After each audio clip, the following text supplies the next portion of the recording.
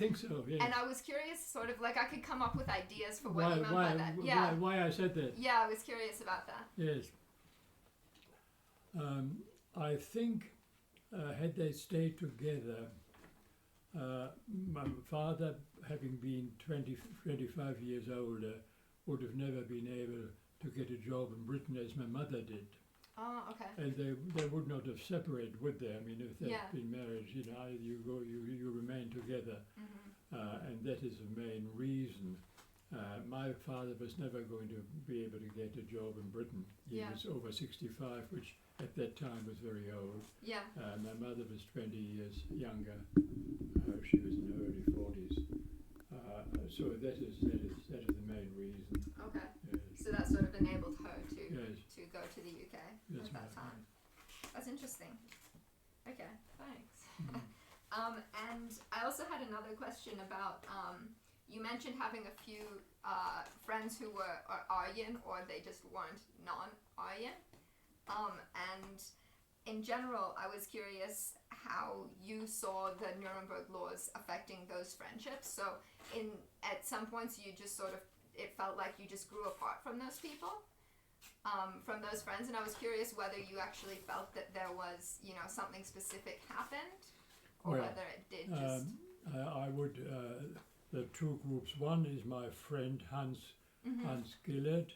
I did grow apart because he joined the Hitler Youth, and whereas, you know, nothing happened 33, 34, 35, but as time went on, 36, 37, we didn't see each other anymore. In particular, it is probably my mother's fault, he came up to visit me in the apartment wearing black corduroy shorts. And this was also the uniform of the Jungfurt, the Hitler Youth. But since it was, but people wore it anyhow. You know, you wore those pants anyhow. I could have worn them myself too. But my mother said to him, Hans, in German, can I just, since you understand German, I'll just say it in German first, okay, because I remember the German verbatim. Hans, du bist immer hier, du bist immer gern gesehen, aber nicht in Uniform. We always like to see you, but not in uniform.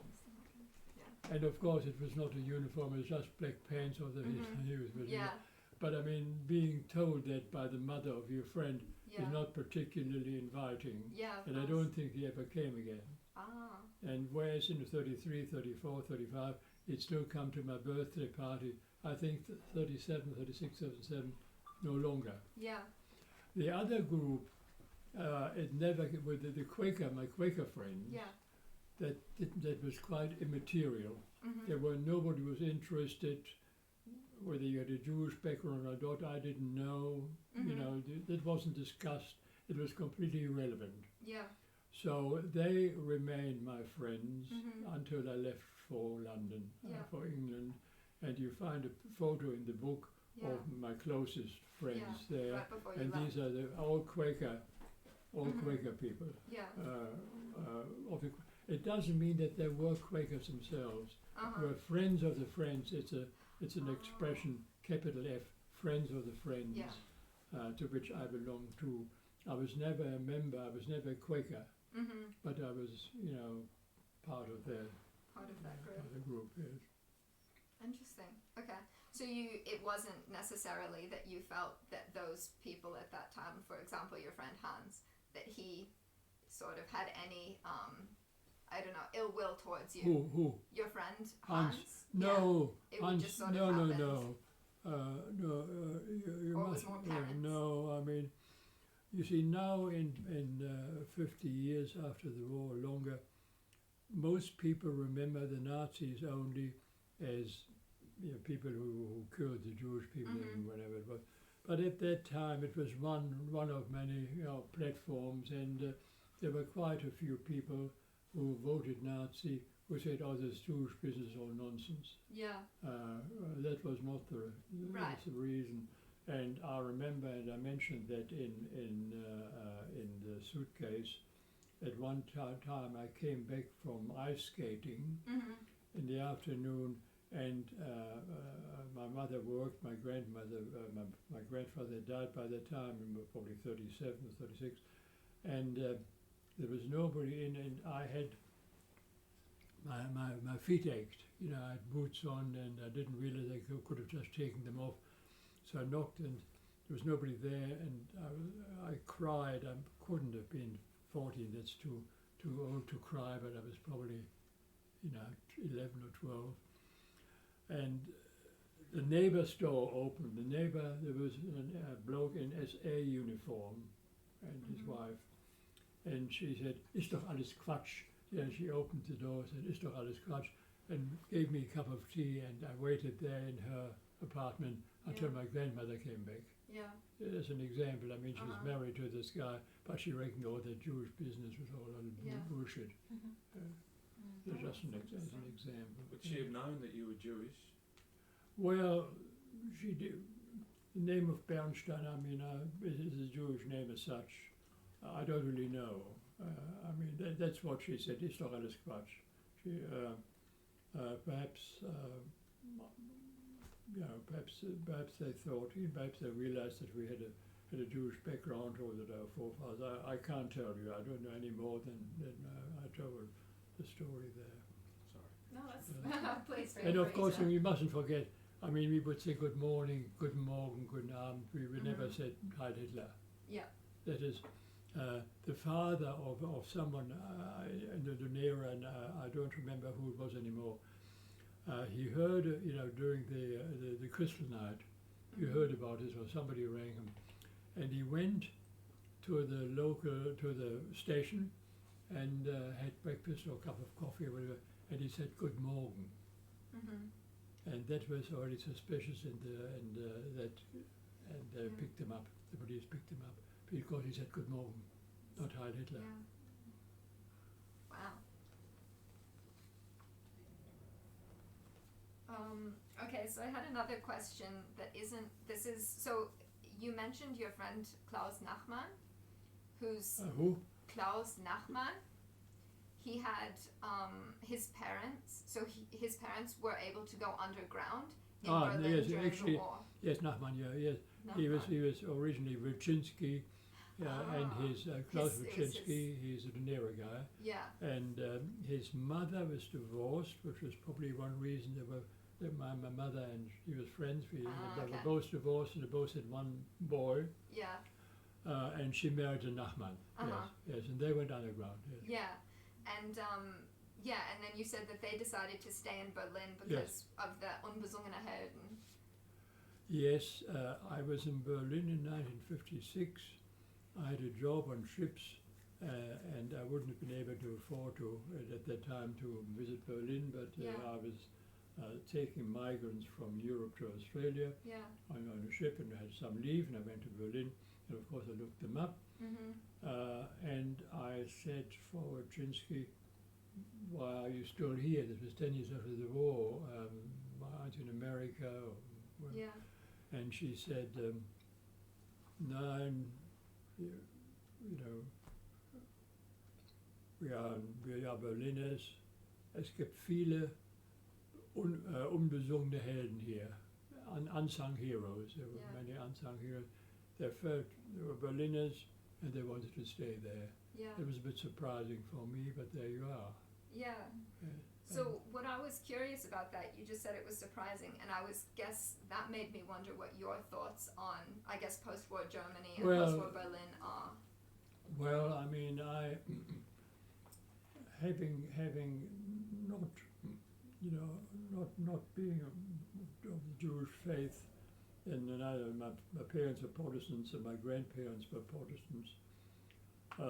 It never, our friends were non-Jewish or Jewish, but I mean, Klaus Wilczynski's mother was most of the exception. She was Jewish, and so was Klaus.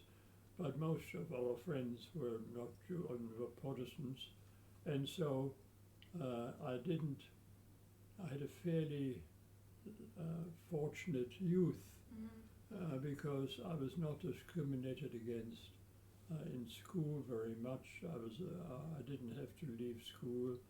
but there was a social difference between in the last year or two.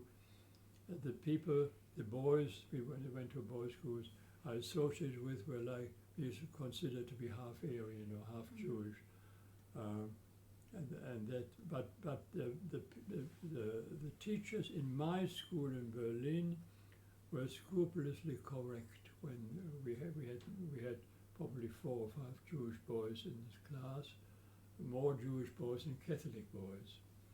They were completely quite correct, and I find that in schools of Ava and Daisy, two people who had Jewish backgrounds, were in a similar situation. Now that might not have applied in the country, in the regions, as we would say, and certainly not in Vienna, which was a different landscape altogether. Yeah.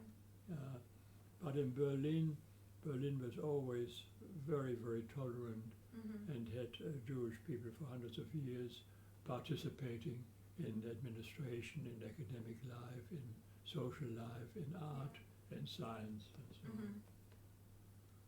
Yes, I mean, Einstein is an example. Yeah. He came from Geneva or Switzerland to Berlin Yeah. and made his name in Berlin. I mean, the Germans call him a German, the Israelis call him a Jew, Yeah. the Americans call him an American, the Swiss call him Swiss because he was born there. Everyone wants to claim him. So what was that about Vienna? Vienna is a very different city from Berlin. Vienna there was a lot of anti-Semitism in Vienna. This is before it was in. Before always, in the 20th century, early, yes. Haven't you watched The Sound of Music? I'll have to rewatch Yes. it. No, Austria was always pretty anti-Semitic.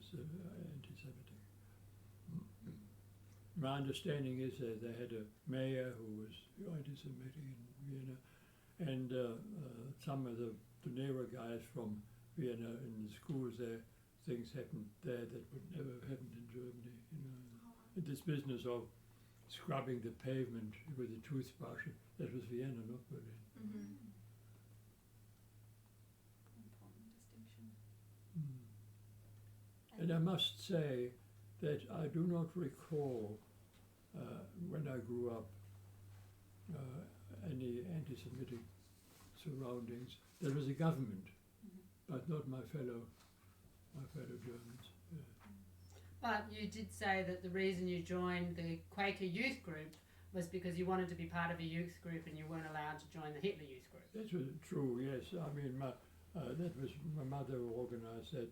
It was probably a good thing to be, a member of some youth group. The Pathfinders and,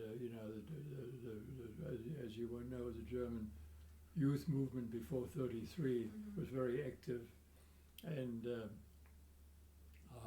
but of course it was outlawed after Hitler came to power, and it's useful for for boy or girl to be member of a group. Since we were not active church goers, I mean, we might go to church Christmas and Easter or Good Friday, but we certainly didn't attend church service every Sunday. Yeah. We went hiking every Sunday, so that was a good thing. The Quakers didn't care about your background, and so I joined the Quaker youth group. I'm not quite sure, it was probably around about 36, 37, at that time. And the business of whether you had a Jewish background, whether it was completely, it was never mentioned. Yeah. And for instance, after Christian night, we met normally on Mondays, we met on Monday, and Christian night was never mentioned. Oh. Never mentioned, yeah. Oh my God. And have you spent much time in Germany since? Well, I wouldn't say much time. I have visited Berlin probably half a dozen times after the war. I never spent much time there. Yeah. When my wife was alive, Jean was more interested in Italy and France Okay. than Germany. She spoke good Italian and reasonable French. The interest before she met me had been Italy and France. She never quite managed to be terribly interested in Germany, and she never did pick up German. You know, she tried, so we always visited Berlin, but we didn't spend much time there. I mean, never more than a week. Usually about 3-4 days. I mean, time is short Yeah. when you're working, or when you know, money-wise, you can't. You just simply can't spend so Yeah. much time here and there. You know, 2, 3, 4 days. I'd see my childhood friends, and then we'd go. Sometimes we had Joe with us, sometimes we didn't. Yeah. Recently, in the last 10 years, you've been to Oh. Berlin The last since 4 since, times? Yeah, since 5 I times? Yes. There's a plan to go this year. No, Oh, there's really? Yes, the of late. beginnings of a I plan. mean, that is, you know, while my wife was alive, while Jean, my wife, was alive. Now, of late, when Joe moved to Geneva, and also she was in Beijing, which is halfway to Berlin, Ah. and since I was on my own, and another factor is the fact that once I was on my own, I find that I was financially quite reasonably off, my wife not being there, and I don't, when you're my age, you don't entertain, you don't have dinners, you don't need more clothes, you don't go out very much. So I found I had the money to spare to do these travels. Mhm. Whereas when you have to pay off the mortgage and your wife is there, and the children are in school and so on, you can't. You have to think about all these things, and you can't always afford it. Yeah. So of late, we've been in Berlin over a week. I mean, last time was I think about 2 weeks, Mhm. and this time we plan to go in July and might be there for a week. Oh, cool. But that is exceptional, and you know, formerly we only visited 2 or 3 times. Mhm. 2 or Dad 3 has a days. favourite hotel near the Kerdam. It's a Yes. stone's throw from where you grew up, isn't Yes, it? Oh, yes, wow. that's right. Tell the story, if you want a story about kind of post World War II reconciliation, you should tell the story about your friendship with Harold. How Oh, you and that's Harold good. met. That's very interesting. I read in some German magazine, Berlin issues the magazine, biennial magazine, to all ex-Berliners like myself. And there they mentioned the Stolpersteine, the stumble stones, poor translation, something like what you get in the Sydney Opera House. Near the Opera House, you see these little stones on the You pavement. know the stump, the you know. Yes, the program. about our poets and our anyhow. These Stolpersteine were being erected in Berlin in front of houses and flats and apartments from which Jewish people had been collected and sent to Poland to be murdered or to Theresienstadt. And I wanted to have a Stolperstein for my grandmother, who was sent to Theresienstadt and died there within a month. And we don't know, probably she was short of food. She was one of these people who was the last in line everywhere.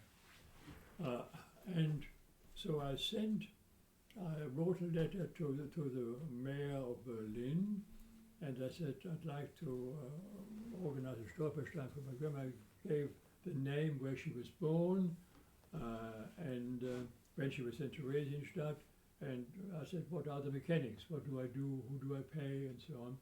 And back came a letter and said, well, your grandmother already had a Stolperstein. And I said, and I wrote and said, well, they probably said, told me who did it. Anyhow, I found out the person who did it didn't know me, didn't know of me, but he had lived in the same apartment block. You know, Berlin, people live in apartments and heard about the story of my grandmother. And he was a lecturer in physics in post-secondary school of building school, you know, for builders. Hochschule für, I don't know, what's German builders? Baumeister or something. And he organized the Stolperstein with the students for my grandmother. And so I wrote to him, and that must have been about 10, 12 years ago, and we've been in contact ever since. I get just about a weekly email from him. And they visited us here last year about this time in March. Stayed here, had a look at Australia or New South Wales and Victoria. And I've been in contact with them ever since, with those two. That's lovely. So now I don't have any personal contacts, but those two people. My childhood friend, Gisela, who was a Quaker, the Quaker group, died last year, or 2 years ago. Yes. So going back to when you were a teenager and your parents organised for you to move to Britain, Yes. how did you adjust to life there? Did you experience any culture shock? No, In England, none no? whatever, none whatever. Just adapted quite easily? Absolutely, I Yeah. had no problem whatever. You must remember, first of all, I'd always been an avid reader, and so I'd read Dickens, and I'd read American authors, and I'd read French. I'd been in Czechoslovakia on a holiday. I'd been in Denmark on a holiday. I'd been away from my parents. Every school summer holidays, I'd be sent with a group of boys and girls somewhere to the Baltic or the North Sea. And I had probably inherited my father's rose-colored glasses. It was no big shock. I never dreamt that I might never see my parents again. It never occurred to me. My parents put on smiling faces. They didn't make a fuss. And I had no problem whatever in Britain. I knew some English. I had 2 years of English in school. We started with French in year 5, had 3 years of French, and then in year 9 we got English, year 10 got English, and I left school. And so I had some English, which of course improved in England, and I had no problem whatever. The thing about, Dad mentioned rose-coloured glasses, and the thing about rose-coloured glasses is they're often used to look at the past. So I think Dad would also concede that possibly his rosy view is more positive than you felt at the time sometimes. You know, you look back in hindsight and see things more positively than maybe you felt at the time, possibly. Yes, well, that's probably true. All my letters to Berlin have survived. What happened was that my mother had a cousin who divorced and married a Swiss and moved to not Geneva but Basel. And she had this boy from her first marriage in a boarding school in Berlin.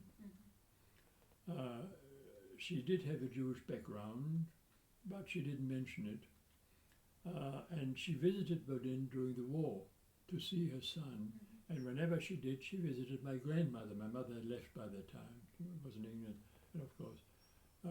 And my grandmother said, look, here are Gert's letters. They're quite interesting. Why don't you take them back to Basel with you, and after the war you can give them to Lula, her daughter, my mother. And that's what happened. She gave her photo albums, photos. So some of the photos in the Berlin suitcase are photos that I took as a child. But of course I didn't take them with me to England. I just had a little suitcase.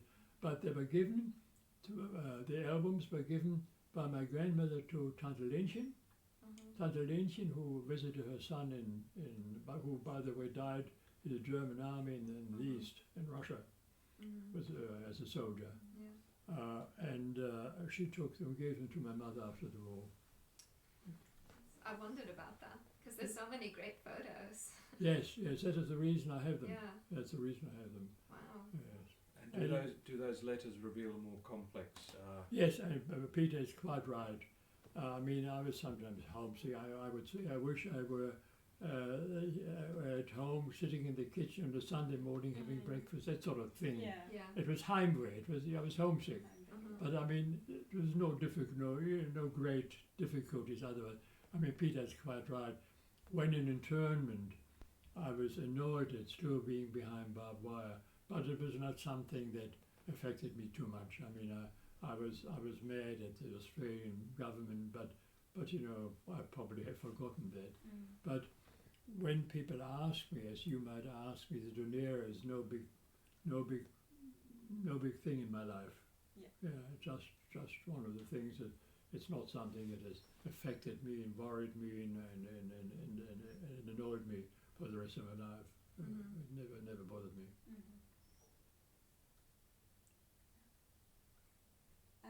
And do you remember much about the process by which you were placed on the Dunera? Do you remember? Yes, I remember it very well. I was in Horton internment camp, and my friend Peter, Peter Danziger, Peter Denby, the uncle of the guy who just retired from Parliament, was my friend in Sutton in the hostel. We were interned together. We had to report to the police, and we finished up in Horton internment camp near Liverpool somewhere. And one day Peter comes running to me and he says, "Bern, we are all going to be sent to the Dominions, and the first ship will consist of volunteers. And I'm going to volunteer. We might go to India or to South Africa or to New Zealand or to Canada or to Australia, and I have a brother in Australia. And besides," he said, "first in, first served. If anyone is to be released, it'll be us. If anybody, we are going to get all the camp jobs. Being first there, I'm going to volunteer. Come with me." And I thought a long time, like 2 seconds, and I said, "Yes, okay." And that's how I joined the Dunera. So in my case, I was never told, and I discussed it with Fred Groon when he was still alive, who, by the way, is not as tolerant as I am about the Dunera, never was. But I said to Fred, if you had not, he was in Horton too, if you had not, I didn't know him then, if you hadn't wanted to go, you could have just disappeared in the camp. There were thousands in there that would have never found you. You know, you sleep there 20 in a hut. I mean, if you have a night in some other hut and they say, "Well, he's supposed to be here, but he isn't here. Where is he? No idea." You know, with 3,000 people, how can you be found? So you could have, in Horton, evaded if you didn't want to go. But you must remember, that's a story of Horton. It doesn't apply to everybody else, because the situation was different in different camps. But that's the situation in my case. Yeah. And the first few days, having arrived in Australia, did you think, "Oh, I shouldn't have volunteered"? Did you have that moment? No, I didn't give it much thought. I didn't give it much thought. No, I just accepted the things as they were. And being a boy of 17, I think there's something else I'd like to mention. There were 2,000 of us. Now, obviously, the Dunera didn't worry me too much. But had I been 45 years old with a wife in Britain and children and a job, and worry about finances, and I wasn't earning anymore, I would have been very unhappy. I would have complained. And let us say of the 2,000 people, 200 complained. Bad news sells. Good news doesn't sell. That's true. So when there were all these headlines in the Melbourne papers, that was simply an echo of the people who complained bitterly and thought it was an awful experience. But look, we were prisoners. It was not a luxury cruise. A 17-year-old never gets to eat as much as he wants to, not even at home. I mean, he had at home in Australia, yes, but I mean at that time. I remember how impressed I was when we went to Copenhagen on a holiday from Berlin. And when you go to a restaurant in Copenhagen, I don't know whether this is still the case, you can ask for as many second helpings as you want to. I was terribly impressed about that. So that is the situation about the Dunera. Yes, the colonel in charge was an absolute shit. He was certainly He was a frightful person. But you find that among every profession, whether you have politicians or doctors or public servants or street sweepers, or there's always someone, not always, but most of the time, somebody who is a difficult guy, and he was one of those. The guards regarded us as enemies, because they didn't know our background. Some of them had been in Dunkirk, I suppose. They'd been told we were fifth columnists, around us. But I mean, I've never seen anyone manhandle anyone. Okay. I've never heard of the story of anyone. So it wasn't that. I mean, they were thieves. Yes, they did steal. Yeah, Seamus mentioned some unsavoury characters on the Dunera in Yeah. terms of passengers. Yes, So there were thieves and among the guards. among the internees. It's possible. It's possible. Yes. I mean, look, among 2,000 people, you find as many, Yeah. problem children Mix of and problem as any other society, any other group of people. There's one person on the Dunera that I kept contact with. I ran into him over the years.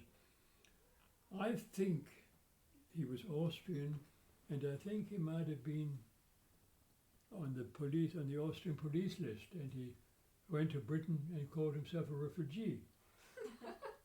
I don't know that. I said it's possible. He was in Pentridge too, he told me. Really? Yes, he was in Pentridge, yes. After release here, he Yes, ended up in- Otto Bauer is his name. Otto Bauer. I ran into him probably 30 years after the war in a pub in King's Cross in Sydney. And he told me, I said, what are you doing, Otto? And he'd been in my section in the army, so I knew him by name. He said, work as a plumber. Now, I couldn't imagine Otto working as a plumber. I knew he was a waiter in Melbourne, and I knew he was a waiter in Austria. That was his profession. He was a waiter. And my eyes got big. I said, Bern, listen, don't be surprised. What I do, I carry the plumber's port bag. It's a union record. It's got some of Perry's grade. See, that's all he did. And he told me, almost with a sense of pride, he spent some time in Pentridge. I didn't ask him why. What for, yeah. And when I then perhaps 10 years later or 15 years later, he would have been in his 70s, I was at the cross again, and I was walking up Darlinghurst Road, and there's a guy in front of me with a cotton jacket and slippers and a felt hat. I said, gee, it looks like Otto Bauer. And I overtake him. I said, oh, it is him. How are you? He said, how are you? With a level voice and coughing. He smoked. I said, do you, and when he just didn't mention my name, I said, do you know who I am? He said, yes, I remember you. You don't like hot tea, and that means he went back to the time after the war in Melbourne when I went up to a coffee lounge and joined him at a table, ordered a cup of tea, and I got a cup of tea in the cheapest possible cup or glass that you could get it, and there was no, I scolded my hands and I had a few things to say. He remembered that. He remembered you. And I said to him, Otto, don't smoke too much. And he was, oh, so what, life isn't everything. He was sort of waiting for death. Yeah. There you It go. looked like that. So not everybody's been was a No. a successful academic ex-Dunera. We Yeah. forget that. Well, we don't hear much about those characters. No, really. no. And did you ever feel intimidated being so young on a ship with all those older men? No. No? No. I was together with Peter. I suppose, you knew the people you ate with. No, I was not intimidated. No problems. Peter was one of those guys who was instantly liked by everyone. He was always smiling. And whenever he did a job, he started to break out in sweat, so they all reckoned he was a very hard worker. He must have been picked by the chef of the ship to help him peel potatoes, because he did, and then he was asked, to recommend, they wanted some more people, and he got me that job, and for about 1 month or so, or perhaps 3 weeks, I don't remember. I was, for an hour or 2 hours a day, I was outside in the fresh air peeling spuds. Would have been nice to go up on deck. That was wonderful. Yeah. Yeah. And do you recall a torpedo attack? Yes, I recall it very well. I was in a hammock. It was, I think, the second morning out of Liverpool, and it was pretty, high seas, and the ceiling would go like that. You see, because the hammock was always vertical, and the ceiling would shift. Yeah. And there were a couple of thuds, and I thought there were waves breaking against the hull. And I was not aware that there were a couple of torpedoes that banged against the hull. On the forefront of the ship were the German merchant navy sailors, and they knew exactly what had happened, and they tried to get on deck, but they were pushed back by guards with rifles. Wow, scary stuff. But I would have drowned. I wouldn't have known what to do. I was a bit sick too. I was a bit seasick. And, well, we've already touched on this slightly, but why do you think the dominant narrative of ill treatment on the Dunera has sort of become accepted as fact? Well, I can't say. As I said, bad news. Bad news. Bad news. I mean, we hear on the ABC, on the TV and radio every day how badly we are off in Australia. Yeah.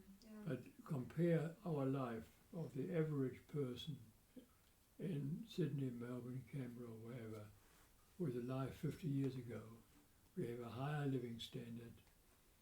The food is cheaper.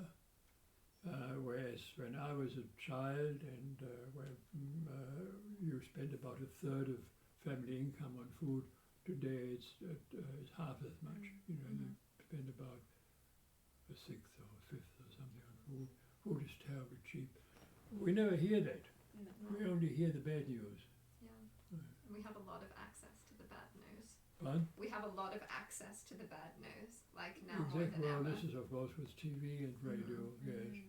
So bad news sells. Dad, I think you have in the past blamed the miniseries for The Dunera boys. yeah. Oh, I actually was curious Ah, about yes, yes. Well, for I the think bad- for It the- wouldn't have that should have come never through. been. It was a frightful film, a Yeah. TV Yeah, film, yeah. frightful, ridiculous. I mean, I remember an internee giving punching a guard, a British soldier, on board the ship. You can't do that when you're a prisoner. In nobody's army. You can't do that. You get into big trouble. Wow. Yeah, quite dramatised. Ah. Yeah. Yeah. So would you say that the majority of the internees, so afterwards, didn't have a negative impression of Oh, it? I can't. No, I can't say You can't that. say I for can sure. because I didn't really discuss it with anyone. Right. That's my view. Whether I don't think I'm a minority of one, Yeah. but whether I'm majority or minority, my view, I really have no idea. Because as soon as the war finished, I tried to forget my past. I looked forward. We had to look forward when you had to make a living. We had no money. We had to make a living, and you have to look forward. You can't think about the past. This was never discussed. The only Dunera, no, not the only, but the main Dunera contact I had was with Peter. But he didn't study. He opened a business, a factory. But I saw him once a month or so. I didn't see any other Dunera guys. Later on, I spent some years in Cooma, and we would go to the Big Smoke, and there on a Sunday morning I played tennis with 2 or 3 of the Dunera guys and their girlfriends or their wives and their colleagues in wherever they worked. Fred was one of them. Fred Groon was one of them. Artie Falk, who was in America, was another one, and his Australian wife. Fred married an Australian girl too. These were the only contacts. So I really don't know. I didn't discuss it. We didn't. I have no time to do that. Yeah, because I think I remember reading that the first reunions didn't happen until like the 60s. Is that right? That's quite right. Yes, Yeah. I think it was in 68. It was the first year I was back in Australia from Southeast Asia, and I went. So that was nearly 25 years after the war. Yeah. And what prompted that reunion? Oh, someone in Melbourne, I think Peter was one of them, Yeah. organised it. You know, I think most Dunera people knew one, you know, kept in touch with 1 or 2, but not necessarily. And the myth of all the Dunera people sticking together is not true. Yeah. I was very surprised when I did attend this meeting, that people who lived in Melbourne didn't know each other. I mean, they knew they were near, but they didn't know where they lived or what they did or where they were. We were going to ask about that. There's been this real myth of like brothers in arms and mateship among a cohort of Dunera boys. Well, I can't say it, but maybe so. I was not one of them. That's all I can say. I joined, I mean, some people joined Dunera businesses. I mean, there was a guy who opened an export-import business. He employed, Dunera people. He was a Dunera guy himself. I can't think of his name anymore. But I was not part of that. I can't say. Can I ask a question? Yeah, Of course. You mentioned that some of the guys married Australian women, and some got together with other German or European or Jewish women. What did a majority do one or the other? I can't say. All I can say about people I knew, of the 400 people in the 8th Australian Employment Company, you knew a handful. Now the ones that I kept, with one exception, married Australian-born girls. Jimmy Freeman married an Australian girl. Fred Groon married an Australian girl. Jimmy Freeman, Fred Groon.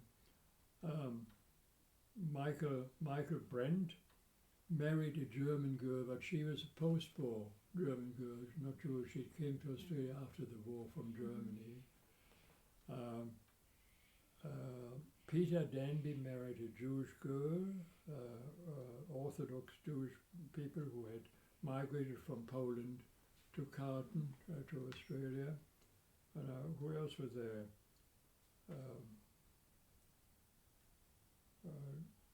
Jimmy Freeman. Who else did I know? Fred Groon. Arnie Falk married a Melbourne girl and an Australian girl. So that guy in Sydney who used to organise reunions, he married Henry Lipman. He married a Jewish girl from Iraq. She forget her name now, Julia, I think. Yes, but she lived in Australia. I don't know how long she'd been, but he told me. I mean, he told me that. I didn't know that. He told me that. Now it may well be. Perhaps the family was from Iraq, and she might have been born in Australia. I can't say. But all my friends, 3 married Australian girls, and Michael married a German girl who came to Australia after the war, and Peter married a Jewish girl. But I can't say about others, about people in Melbourne. I can't say. just as a comment, I get the impression that chasing women was a great integrating force for Dad integrating into Australian society. That was very important for me. People, Sarah Pearl laughed about, told him about dancing lessons and so on. I said, look, that's not a laughing matter at all. Because when you're in the army, how many girls do you meet at a bus stop? You know? It's true. And of course, when you are in 20, 19, 21, what is in your mind goes.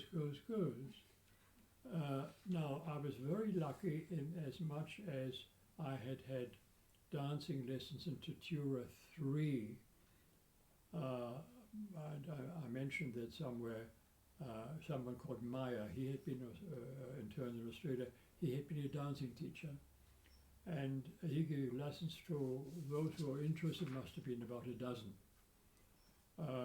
And so when I was released, I had been given lessons in Foxtrot and Waltz, which were the two main steps in those days. I mean, you didn't jump up and down as you do today. And that meant I could go to dances and ask girls for a dance, and of course that's how you met girls.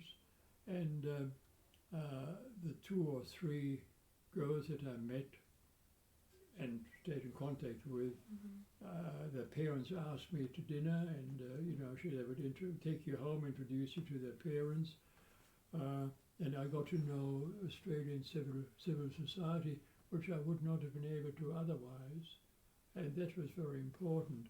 And I remember sometimes say he was Dutch, isn't that right? Yes, yes. I mean, sometimes you say you were Swiss, actually. Swiss. Oh, Swiss. Yes. Well, not the ones you got to know better. You told them the truth, but sometimes it's difficult to explain, and that's how I met some girls. And of course, I remember the 2 or 3 girlfriends I had over the war years, and in the post-war years. And I kept in contact with them. And as a matter of fact, my wife Jean met them, most of them. She loved them. Pardon? She was always very keen She on loved having dinner with you and your ex-girlfriends. That was one of her Well, favourite yes, pastimes. she was annoyed with one of them because that was not a wartime, that was for somebody from Valeria. Nancy. Valeria, yes. Oh, what about She- Nancy? Valeria would not talk to me. She would talk to me all the time. And Jean said, no. But that was important because I was not interested in seeing migrant families. I didn't want to hear the same stories again that I'd heard in Berlin.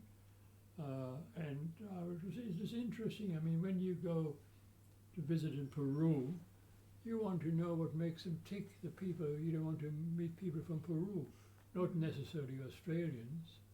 You want to meet people, who come from Peru, and that was interesting, yes. And I remember Jerry Gutman, whom I forgot to mention, I remember he was in the public service here. He joined the public service 20 years before I did, after the war, after he finished his degree in 1948. And I said to Jerry, in the 70s, I said, when I think back, half the time I thought about girls, when we were in the army. And his reply was, what, only half the time? So that was really interesting when I was reading the part in Berlin Suitcase where you were talking about going dancing. You made Australian society seem really accepting. Pardon? You made Australian society seem very sort of open and accepting, and I was wondering if you felt like that at the time, or if that was No, because of the look, dancing. you always hear stories, you read, the old letter in the press, and when you talk to people, historians like you, they all tell you how badly Australians, that they didn't accept people from non-English speaking countries. Now, there must have been such people, and I'm thinking of my dancing years during the war.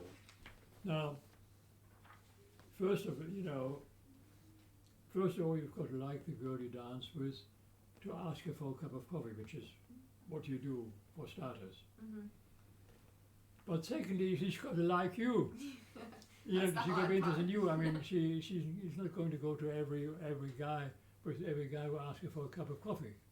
So it's got to be the mutual like, for starters. Yeah. And of course, if there were girls who didn't like foreigners, we had a dance, and that was the end of the story. So you didn't meet those ones, or I you didn't. didn't get to know them. No, I didn't. I Yeah. don't recall anyone. Yeah. I recall in Token War, and I remember to this day, you know, the dance, oh, give me land, lots of land, and the star is kind of, you know, you go around and then you stop and then you dance, Mhm. and then you go around again and then you stop and you dance with somebody else. Mhm. Remember that? Are you old enough to remember these dances? No. Well, there was such a dance. Mhm. And there was a guy, an Air Force guy next to me, and his turn was to dance with an Aboriginal girl, and he didn't dance with her. Was this in Melbourne? No, in Tokemore. Oh, talking about. In sorry, Tokemore, yeah. yeah. Wow, I remember to this day, I was so embarrassed. I mean, you know, what could I do? There's nothing I could do. I had my part, I had to dance. I remember that. But I don't remember any. And you mustn't forget, we were in uniform. I mean, we were soldiers. Who is going to dislike a soldier because he comes from Germany? I mean, for whatever the reason that didn't apply. I must confess that among the girlfriends I had, the 2 or 3, the first one I met from Canberra, Melbourne. Oh, you know Canberra, Linden Road is where they lived. 47, I remember the house number. The parents were very nice to me. I mean, borrowed a bike for me to we'd go bike riding together, and I had dinner, and they kept a suitcase. But the mother was more sympathetic than the father. Mhm. And the father never quite got over, you know, the fact of my Jewish background of coming from Germany and so on. But I mean, he was not antagonistic, but Mhm. he was not the same Yeah. as his mother. But there was one girlfriend who come from Mildura, or actually not Mildura proper, but one of the suburbs, Red Hill or Red Cliff or one of these. Mhm. And they were people, they raised raisins. And she said, well, should you ever be on leave, and I was in the army, of course, you know, come and spend a few days with us at home on the farm, which I did. And the funny thing was that their daughter lived in Melbourne. She went to a teacher's training college. She was a student teacher on her own. And in Red Cliffs, the mother was always very careful not to leave us alone. Very funny. But no, I mean, I got to know Australian society through the girls I met dancing. Yes. Yeah. There was one place, I don't know whether you've heard of it, being Melbourneites, Dugout. Have you heard of it? Mm-mm. Maya Emporium, or in Swanston Street, there was a place that catered for for service people in uniform, men and women, and there was a cafeteria, and there was a band of 3 people, and there was a small dance floor, Mhm. and there were hostesses. And one of my girlfriends I met there. And Stamford met the girl he married there also, Yeah. Van Stamford. Cool. So I just have a few more questions about internment. Did you ever speak to men who sympathised with the Axis? To who? To men who sympathised with the Axis powers? Did you ever mix with Yes, those well, men? no, I didn't. I didn't, because we were in Tatura 2, there were mostly Arandora Star survivors, 8 cases, who called themselves anti-Nazis. And so the Nazis went to another camp, I think, number 1.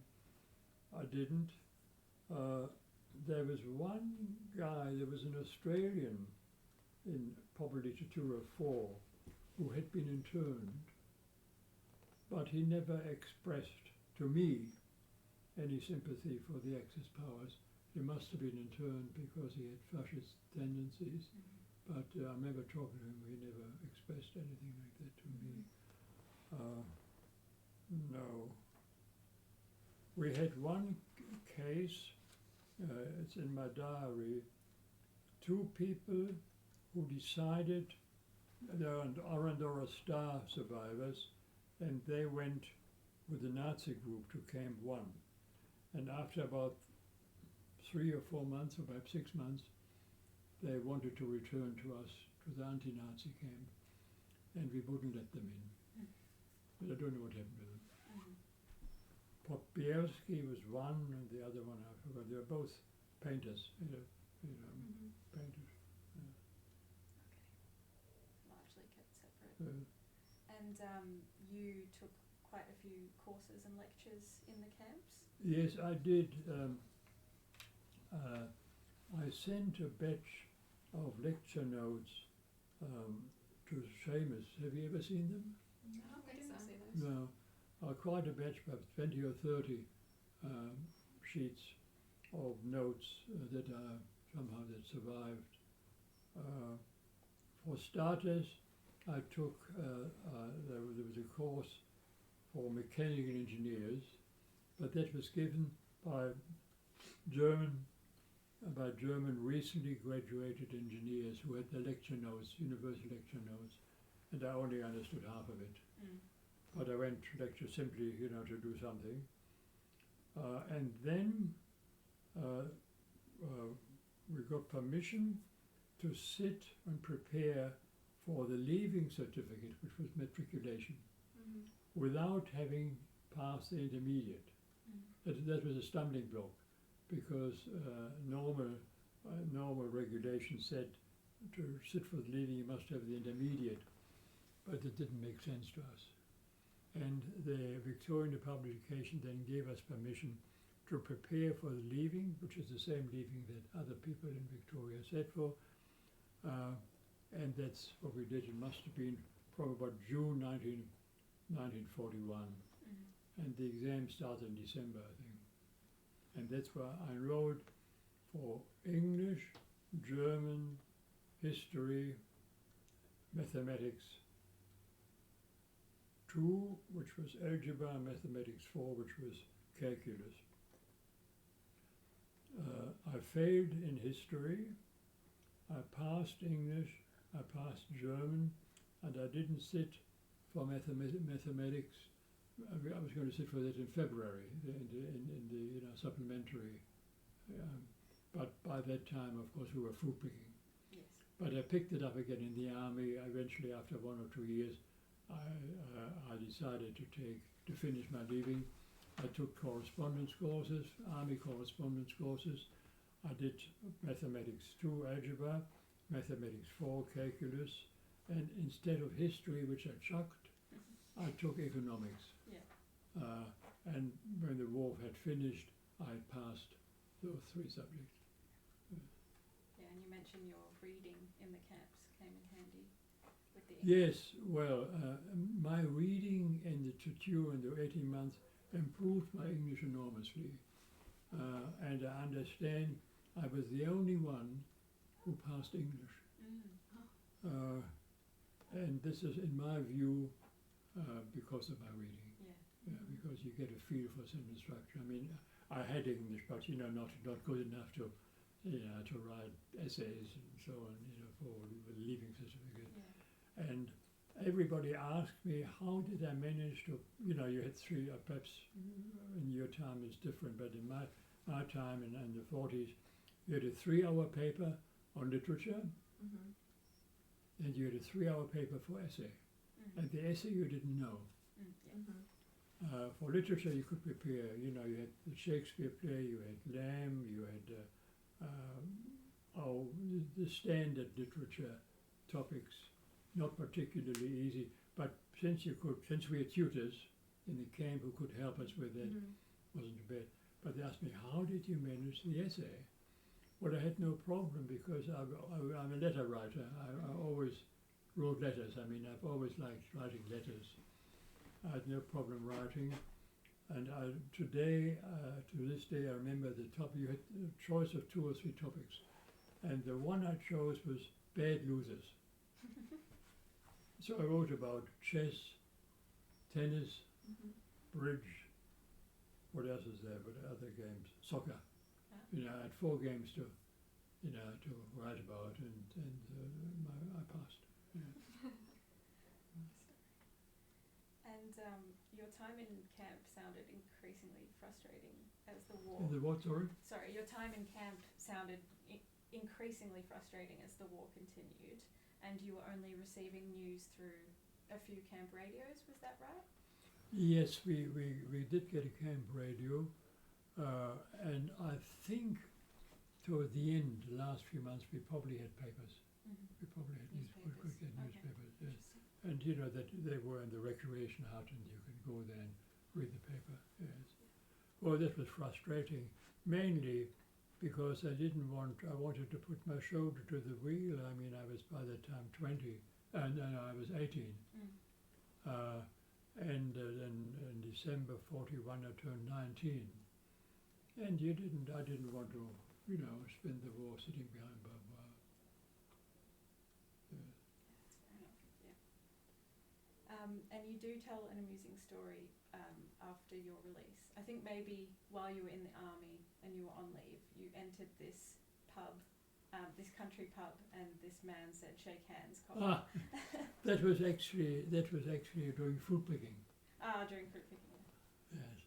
Well, they had this news that, you know, these enemy aliens were, you know, volunteering for fruit picking. So in those days we stood out because people wore different clothes. Today it doesn't matter whether you go to Russia or China or Australia, people have the same clothes. Yeah. But in those days, you know, if you were in Germany, they were made in Germany, and if you were in France, you were made in France, or in England. So we had still the German clothes, and I was recognized right away. And the guy who was probably in his 60s and probably a POW in the First World War wanted to show that he was, you know, that he had no animosity towards guys like me. And he was half shicker, he was half drunk.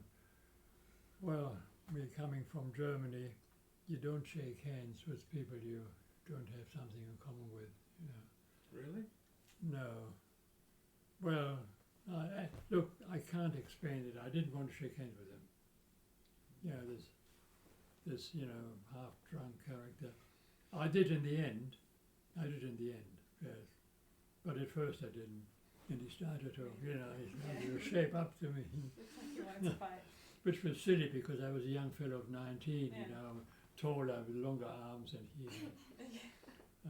Yes, well, but it's just something that I remember, not of no importance really, but to show that you were not yet acclimatized, probably, you know. Yeah. Did you have any other sort of cultural experiences like that post-release? No, I can't really think of something at the moment.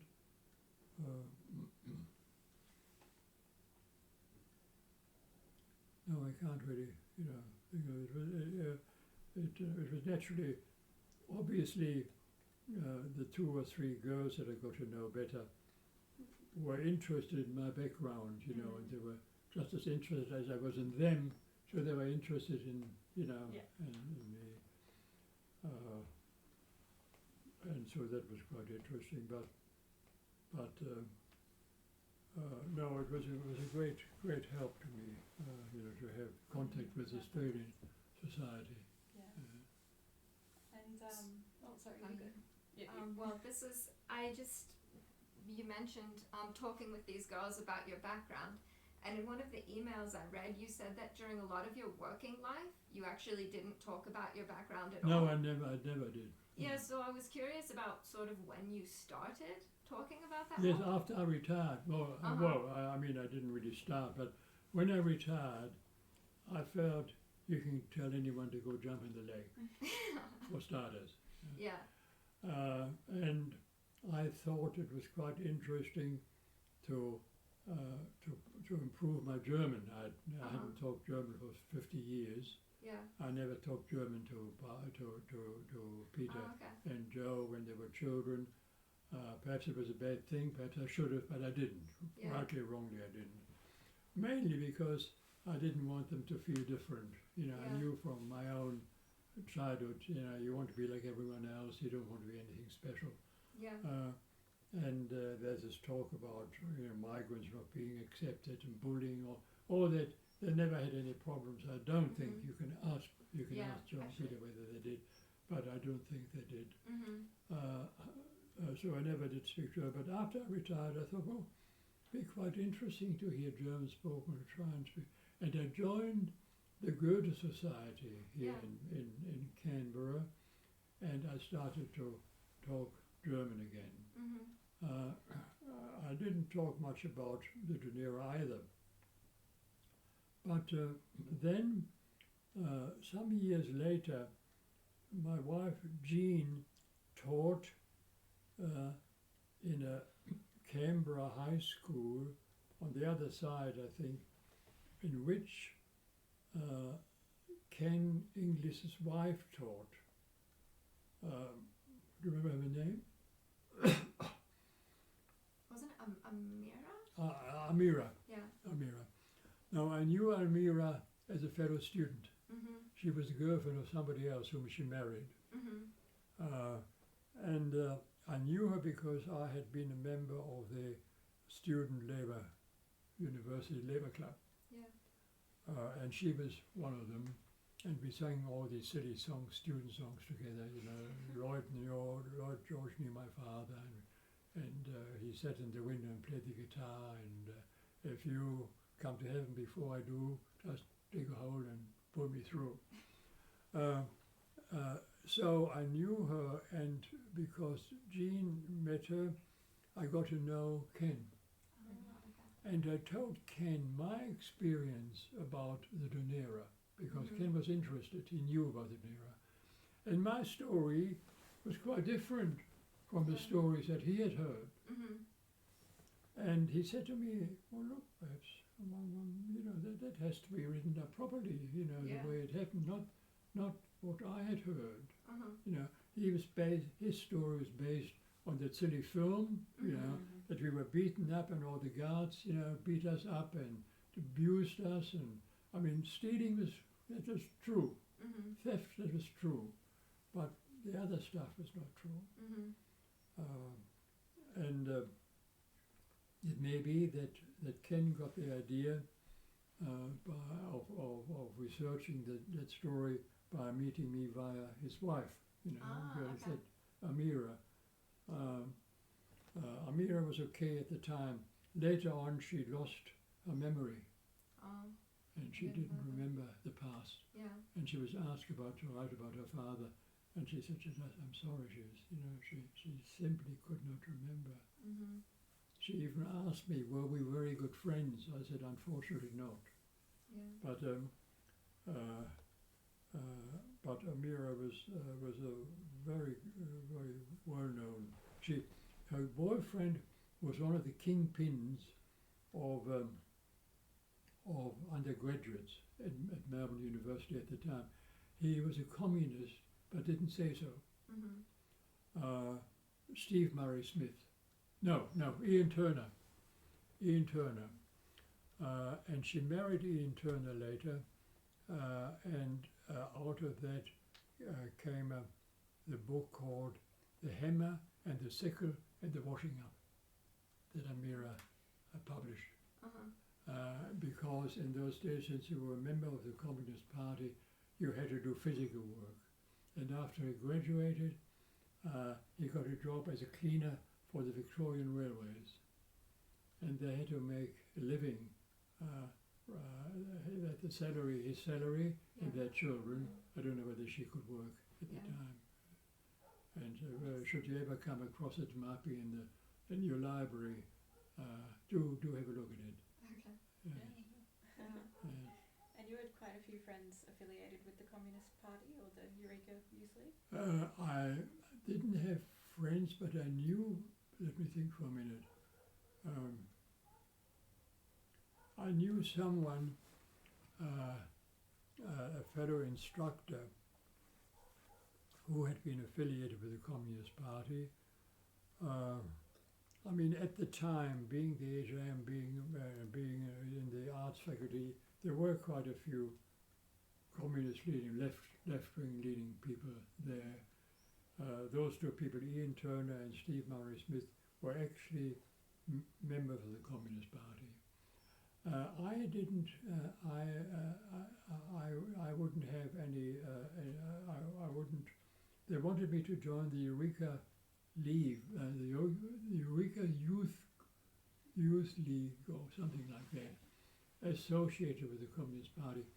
But when I went to exhibitions of the Eureka League, the young people in their Soviet-style uniforms looked like Hitler Youth. You know, I mean, they were. I was reminded of the Hitler Youth. Yeah. I wouldn't have a part of it, and that is also.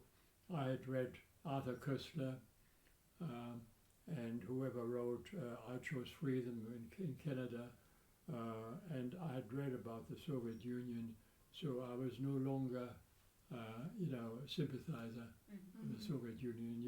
I knew the situation, and I was not attracted to the Communist Party anymore. Interesting. And on the whole, did you enjoy your time at Melbourne University? Well, the answer is no, but it is all my own fault. It's got nothing to do with the Melbourne University.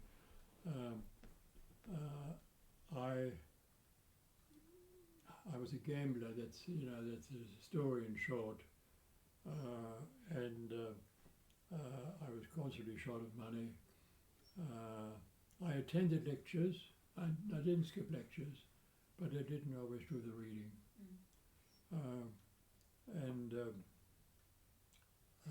And then I was interested in girls, and so there was one foot in and one foot out.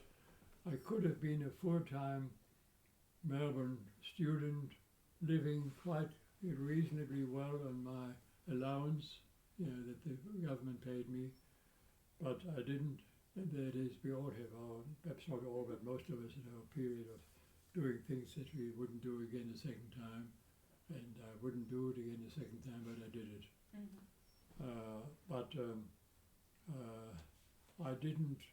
I didn't join any of the social university activities that I could have. Labour Club I did, yes, sometimes. But you were working quite a lot. Yes, during that I time, did. so. Yes, I worked part-time. I worked in a canning factory. I worked on the railways. I worked washing up in cafes. Yes, and I worked also as a wedding photographer. I had a loan of a Leica camera, Progress Photos in Collins Street, and they sent me to weddings in Collingwood and Brunswick in that area on a Saturday afternoon. I would take photos of the bride and the visitors, the friends, and pass, and every time I took a photo, I passed on a little leaflet with the address of Progress Photos in Collins Street. Yeah. And they would look at the proofs of my photos, and if they ordered them, I got 25% commission. And since I had been a reasonably gifted photographer since childhood, I was not the only one there. There were other photographers too, and they looked at theirs too. They got 2 or 3 or 4 of these leaflets. They looked at all of them, and they chose the one which they liked best. I had to ask you about Helmut Newton. Yes, Yes. I ran into him twice, Yes. and he was, of course, a professional photographer. He was not known, At the time. and he was completely unsuccessful in Melbourne. Completely unsuccessful. And and he was one of them. Not always, but twice I ran into him. Now you can imagine a professional photographer running to these weddings Yes. in Collingwood. He couldn't have been very well off. But when you read his autobiography, which is available in English, Yeah, I've read it. you find he doesn't mention Australia much. He had a lousy time. He met his wife here in the little theatre in South Yarra, to which I went, and she was one of the main actresses. He tells a very funny story. He was going with a Jewish girl, and the father of the Jewish girl had a business. He said, "Helmut, you'll be right. I'll fix you up in my business, And he was very keen on his daughter marrying Helmut Newton. And he met another girl, and he fell in love with her, which was the girl he married. And he just didn't quite know what to do. And he made an appointment with one of his ex-girlfriends and at lunch where he said, ask her what could he do. He was supposedly marrying that other girl, but he now had fell in love with her. And she said, "Is she preggers?" He said, "No." Well, he said, "Tell her." She said, "Tell her." And Helmut mentioned this, some simple thing like that, so he told her. But he had to get that from advice from a third party. He didn't think of it himself. I thought it was a very funny story. He married her, yes. Yeah. Yes. Great. Yeah. So if it's alright, I'd like to go back to when we were talking about sort of German being German. I actually wanted to ask you guys what you sort of felt like, because Bern, you said that you tried to not sort of have any German culture, sort of introduce any of that to you guys. Is that how you felt about it as well? Did you ever feel any sort of connection to Germany or to German? Did you ever want to learn German? You first, Joe. No, I think what Dad says is right, that I didn't grow up feeling any connection with the story that is now, that he's been talking to you about, which since in the last 20, 30 years, he's become much more focused on, and so we've heard these stories many times. So I did learn German when I was at school, and I remember Dad said to me when I was in high school that I had to learn a language, but I could choose any language, and the system was at year 7 you did a term of Japanese, a term of French, and a term of German. So after year 7 I said I would learn French, and Dad said, no, I think you better learn German. I must mention that Joe's older sister did French. So we thought, free choice. So then I proceeded to learn German from, I don't speak German, many years. And I was always very resentful. That's what Dad was referring to. I was always very angry as it became clear to me that Dad hadn't spoken German to me when I was younger, because I was trying to learn it and I wasn't very good at it, and I couldn't really ever nail it. So that was always a kind of source of frustration, that there had been this opportunity to be exposed to another language.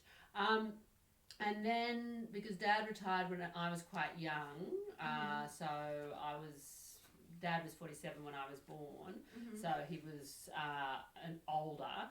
And then when he retired, I was only about 10. So then that was at the same period that Dad suddenly kind of all these new stories started to come out. So it was always as I got older, it was very interesting. To learn about these connections, but because Dad was never culturally Jewish, a lot of it was mostly about, I guess, language based, and a lot around the Dunera. Most of Dad's connections in Australia were the Gruins, the Goodmans, the Dreyfuses, these names about people that we used to visit when I was young. But what has been really amazing has been the opportunity in the last 10 years for us all to kind of go back. We've been back. I mean, just because I was living overseas for a long time, we've had these opportunities of going back a number of times, seeing old friends of Dad's who were still alive, going back and staying near the flat that Dad grew up in, having dinner across the road from the flat that Dad grew up in, making these new connections. Berlin is such an amazing city, which does such a great job of dealing with its difficult past. It's everywhere, you know, Yeah. the whole Second World War history is just everywhere you turn. So that's been great, and particularly I've got kids too, so to have been able to go back with my kids, and because we've been back quite often now, 4 times, to have this, we have such a great first-hand understanding of Dad's early years in Berlin now, because Yeah. we've all been able to go back a number of times. Mhm. So I guess it's been quite a slow journey. When I was young at school, it didn't really click. Mhm. And then progressively over the years, it's become a really rich part of, you know, of our family, not only history, but of our family kind of lived experience, which is why this idea has come up of going again in July. So is that just for As like a another final fling. Dad keeps wanting to have a final fling in Berlin, so we have the final fling, which we're a bit concerned that it might be too much of an undertaking Yeah. now. It's a big trip. But having said that, I mean, it really is the final fling, probably. So before you came, Dad was saying, well, let's just book the tickets today. So I think we should book them today. So So maybe they do need to be non-cancelable. exactly. Exactly. Just commit.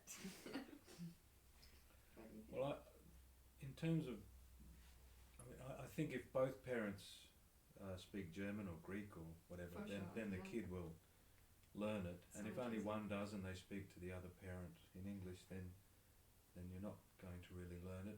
I also did happen to do German at school, so I think someone probably encouraged me to do it. I didn't do very well. But Dad would have helped me, but I didn't really. He was in the position. His teacher loved him, liked him, but didn't teach him anything. Didn't teach him anything. He's a German teacher. Anyway, I would have done that differently. From my point of view, you know, Dad's Germanness. I never thought of Dad as Jewish. I thought of him as German, and his Germanness stood out like a sore thumb amongst all the other kids' dads. And he had this crazy, which I really like now, but the native garden out the front, and all the other kids' dads had nice lawns, Yeah. and they said mate a lot, and you know, Yeah. Dad had this accent, and Yeah. I sort of wanted, to conform like kids Yeah, of course. do. So Dad was German. That was always. But you never felt that. You never felt German at all, though. No, Not having any part of that. no. But as a kid, I wanted to conform. So, Yeah. yeah. And Yeah. no, go ahead. Yes, I'm just reminded, you were asking me a while ago about not talking about the Dunera when I was, working for anyone. It reminded me that when I was applying for a job with Foreign Affairs as a Colombo Plan expert to teach in Saigon University, which at that time in the 1958 was a big deal. I was interviewed preliminary first by the New South Wales Professional Higher Appointments Board. You know, they looked at my professional qualifications. And I told them my story. They probably asked me, and they told me, well, the next interview would be with Foreign Affairs. Among the people who applied, I was on top of the short list, which they passed to Foreign Affairs. And he suggested I not mention that I had been interned. Oh, yeah. I remember that. And when I had this appointment with Foreign Affairs, I didn't mention it. Since it's pretty obvious I wasn't born in Australia, I do have a slight, Peter, you have a strong one. But I worked with people in Cooma. Yeah, I must mention this, I had mentioned it to Peter. I worked in the same office in Cooma with the Snowy Mountains Authority, Bill Joyce, an Australian guy. And I was there for a few years, and then I decided to take a job, take the migrants, from Europe, on the contract for two trips. And I needed a passport, and I had to have someone witness my signature, Mhm. and I asked Bill to sign originally. He saw that I was not born in Australia, and he said, "Bern, I didn't know you weren't born in Australia." I mean, he didn't know it. You know, Mhm. I worked in his office for 2 or 3 years. You know, Yeah. so just as an example. But Yeah. depends who you run into. I mean, some people ask me right away, and Yeah. some people don't notice it, or they think I'm English. Yeah. Um, I was. but I don't think we have to debate it anyway. well, anyhow, I just have a funny story at the Dunera, at the launch of the book last year. I mean, it's not that funny a story, but I was talking to Ron Brent and his wife Annie, and I said, you know, Dad reckons he doesn't have a German accent. I know, He said, I- yes, well- and Michael, he said the same, and we all laughed. Anyway, well, look, no, I repeat. Some people ask me within minutes, and some people don't ask me and don't realize Yeah. and think I'm English. It depends on the people. Yeah. It depends. But when I was interviewed, I said quite correctly that, well, not quite correct. I said my father's German, my mother is Russian. She was born in Moscow, Mhm. although German parents, but I didn't say that. And I said I came to England when I was 15, which is true. So I never told a lie. Yeah. I always told the truth. But I didn't tell him how he didn't ask me how I happened to come to Yeah. Australia. You know. So I never divulged that I had been interned. And I Yeah. think had I told it, I don't think I'd have got the job. Oh, interesting. Uh, Wow. So something you said that you always thought of your dad as German, and I guess I was curious on how you think of yourself. You know, do you still feel really German? Because obviously you've spent almost Yes, all I your mean, life here. I think I changed a little bit. After the war, of course, I spent the great majority of Mhm. most of my life in Australia, and obviously in many ways I'm Australian in Mhm. terms of habits and customs and way of Yeah. thinking and this, that and the other. But of course, it's a fact which I didn't know when I was younger, that when you get very old, your childhood comes back to you again, which is what happened to me. Uh-huh. So after 60 years and 70 years, I started to play German folk songs, Uh-huh. which I had never entered my mind, Yeah. you know, in the 60 years that I lived here. But now that I'm in my 90s, and it's quite nice to hear them again. You see. Yeah. So that is the answer to your question. Uh-huh. Yes. But while I lived in southern Surrey, I mean, coming back to Berlin is really quite interesting for me to see where I grew up. Yeah. But Must be so different. probably I'm reminded of a tradesman. I forget now who it was, but I was talking a good many years ago to a German tradesman. Again, he was a painter or carpenter or plumber. I forget now. He was German, and he was in his 60s. He said he came to Australia when he was in his 20s, and returned to Germany when he was in his 40s for good, and found he couldn't stick it. Oh wow. Couldn't stick it. Why? Well, he gave me an example. He would mow his lawn on a Sunday, and that was objectionable, you know, and wherever he lived, they didn't want the noise of a lawnmower on a Sunday. And little things like that. Yeah. So he returned to Australia to live, to end his life here. So you do get used, you know, in certain ways, and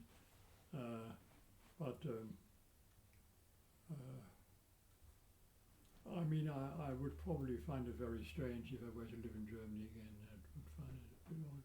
Yeah. But you do remember your childhood when you get older. I've heard that. Mum was the same, actually, Yeah. wasn't she? Mum was the Yeah. same. Yes, Mum was the same. Yeah, she too. She started to think of her childhood when she was I remember that essay, yes, that I'd never heard of, until I read it.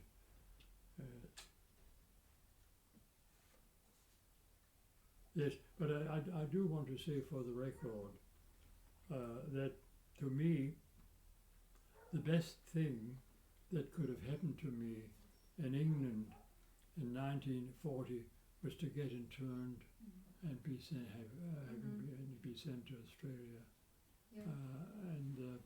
Had I stayed in Britain, I don't know what could have happened to me. I don't know how my life would have been. I don't know whether I would have survived the war, because they would have put me into the infantry. And I was a pretty gung-ho sort of boy as a teenager. A friend of mine, my second friend, one was Peter, the other was Fritz Becker. He dropped behind enemy lines after D-Day in SS uniform.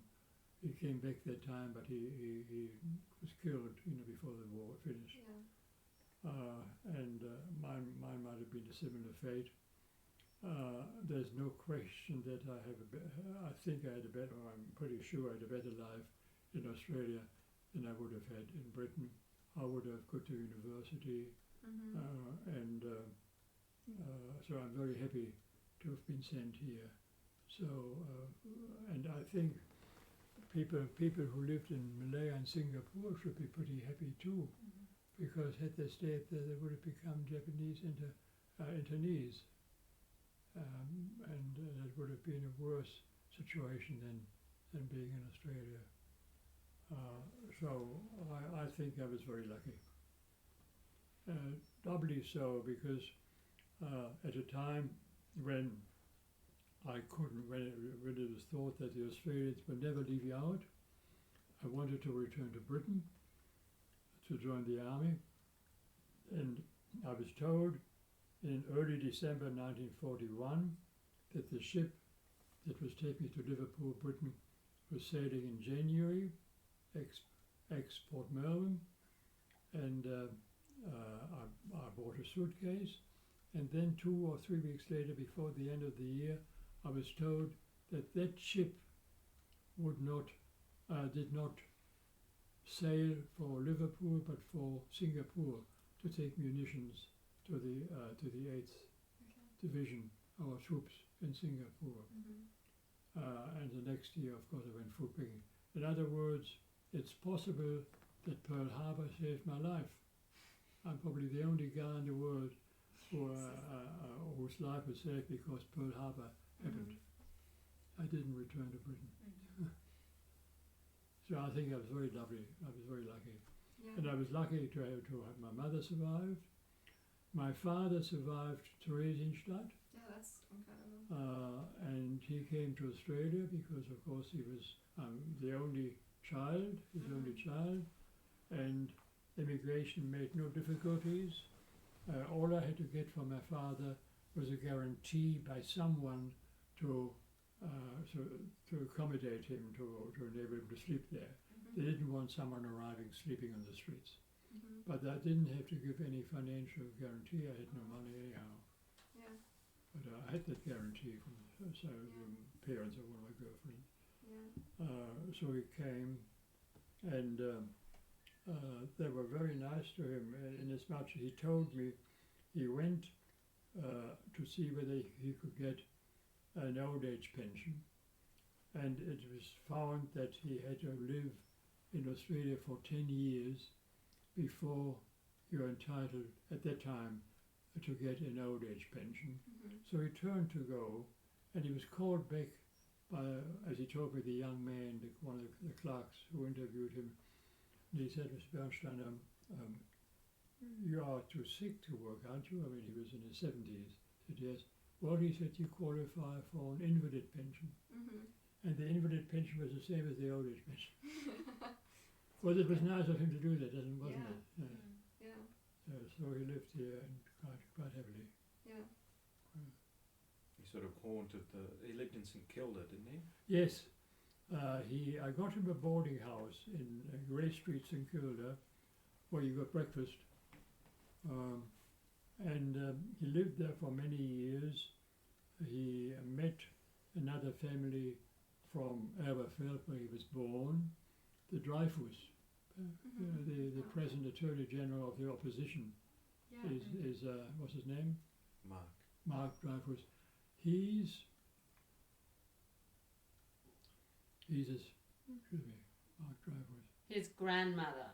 Yes, that's right. Yes, he's George Dreyfus' son. So my father was very friendly with his grandmother. Yeah, there's a photo there somewhere with him. So we met someone, had some social contact. My father's social contact were all migrants. And he didn't speak English, really, did he? Well, he did speak English, but not very well. He had no problem reading, he had no problem writing, but his English was okay to get around, but we spoke German. He spoke German to me. And then he met the daughter of a friend of my mother's from Germany who migrated to Australia my age, and she was a gardener.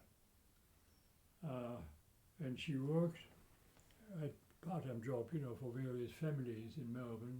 She would do the garden one day afternoon or one morning or one day a week or every 2 weeks or whatever. Met my father, and they got friendly, and in the end she asked him to stay in her flat.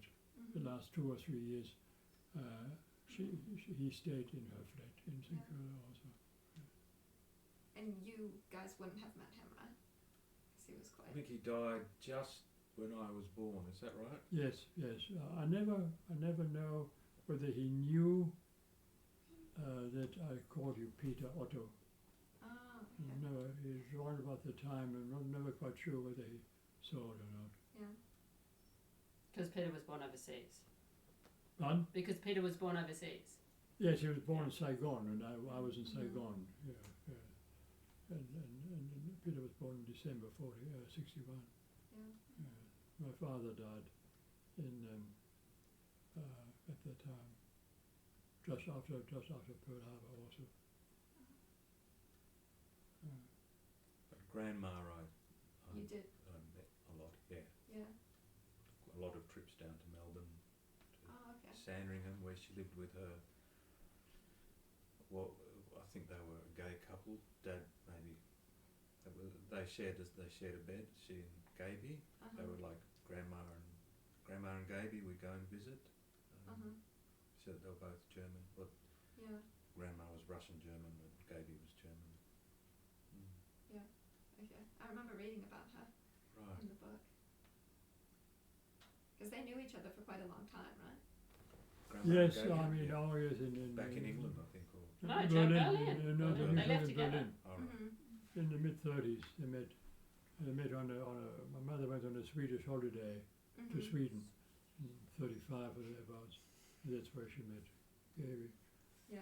But, look, we don't know. I mean, you could be friends, but we just don't know. Yeah. Just don't know. Well, I said Most I was people talking about this with Auntie Gretel in Yeah. LA once, and she said, "Oh well, they were visiting me, and She had to put the beds together. that's right. She was told the beds need to be together." I see. I didn't know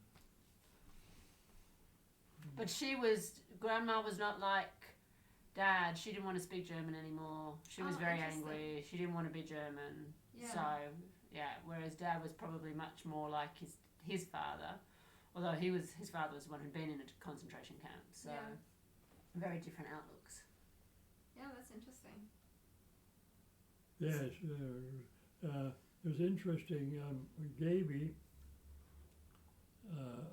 when my mother then once did, when we were in Saigon, she did a round of work trip, seeing her brother in America, visiting Berlin, and seeing us in Saigon.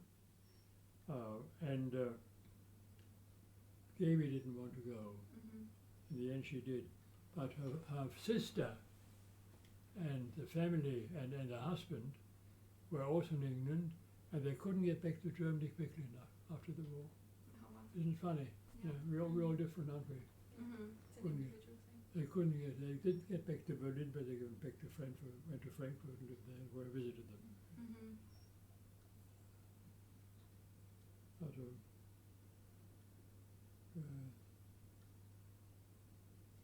everybody's different, That's quite true. I once asked Dad it's a very trivial question and he couldn't answer it, but when in his adulthood he'd speak to Peter Danby and Jerry Gutman and people like that in English, but obviously they used to speak German to each other, and I asked when do you think you would have started speaking to each other in English, and yeah, you couldn't say, could you? Look, no, that's not the question you asked me. You asked me whether in internment we spoke German to each other or English, and I wasn't quite sure. Right. I assume you would have spoke German. Well, I'm not sure. I remember when you spoke German, some people would say don't speak Chinese. Certainly, I mean, if I talk to Peter or Fred or any, or we always spoke English. We didn't speak German. In Canberra, we only spoke English. We never spoke German. And you speak English to Grandma and Gaby, except maybe if there's a bit of arguing going Yes, on. I think we spoke English, Grandma and Gaby. Or if Grandma was getting upset about something, you might say, Yes, speaking automatically. I must add here, we hear about how expensive housing is, which of course it always has been at any time. But my mother, Gaby, I mean, they had savings, but they had perhaps they had £50 or £100 savings when they came to Australia. But within they came in 1950 and 1950. Within 5 years or so, 4 years, they managed to build a house and buy a block of land, which I thought was pretty good going, isn't it? Oh, After 4 years or so, to get a house, to buy a house. And yes. Yeah.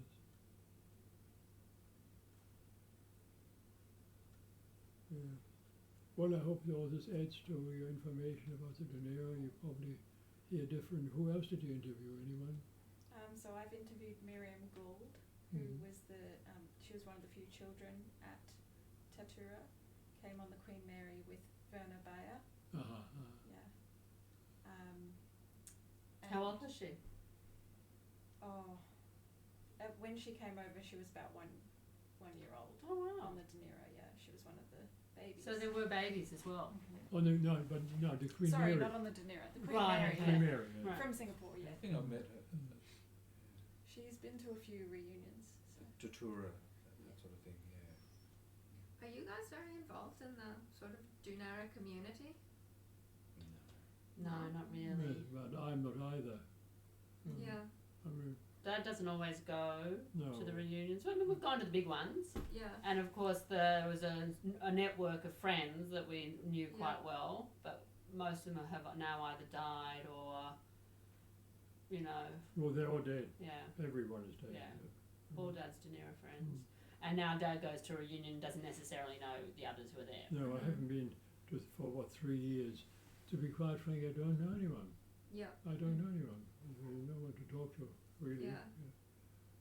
Yeah, I was just sort of curious if you sort of felt like there was a certain type of Dunera boy that went to the reunions, or Maybe whether it yes. just depended. I can't say. Yeah. I'm not living in Melbourne. I can't say. But I mean, some were really into it and some weren't. Yeah. Yeah. So Henry Mayer was not into it at all, was he? no, Henry Mayer, no. Fred hardly went. I hardly went. My namesake, Michael. Micah, he went. He was very keen. He went every year. Micah Not went. this one, huh? No.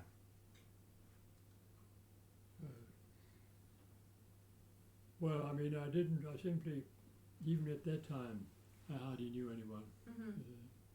I mean, the people who were in my platoon, my section, I knew them, but the others I didn't know. Yeah.